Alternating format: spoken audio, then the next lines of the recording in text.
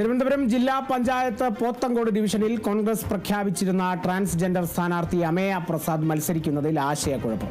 വനിതാ സംവരണ സീറ്റിലാണ് അമേയയെ സ്ഥാനാർത്ഥിയാക്കിയിരുന്നത്. ട്രാൻസ്ജെൻഡറിന് വനിതാ സംവരണ സീറ്റിൽ മത്സരിക്കാൻ കഴിയില്ലെന്നും ഏതെങ്കിലും സംവരണ സീറ്റിൽ മാത്രമാണ് മത്സരിക്കാനാവുകയെന്നുമാണ് തെരഞ്ഞെടുപ്പ് കമ്മീഷൻ വ്യക്തമാക്കുന്നത്.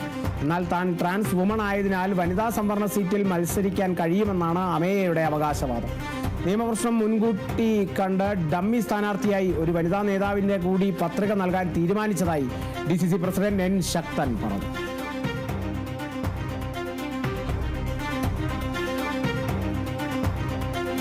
തിരുവനന്തപുരം ജില്ലാ പഞ്ചായത്ത് പോത്തങ്കോട് ഡിവിഷനിലെ കോൺഗ്രസ് സ്ഥാനാർത്ഥിത്വത്തിനാണ് ഇപ്പോൾ ഒരു ആശയക്കുഴപ്പം വന്നിരിക്കുന്നത്. അവിടെ കോൺഗ്രസ് സ്ഥാനാർത്ഥിയായി പ്രഖ്യാപിച്ചിരുന്നത് ട്രാൻസ്ജെൻഡർ സ്ഥാനാർത്ഥിയായ അമേയ പ്രസാദിനെയാണ്.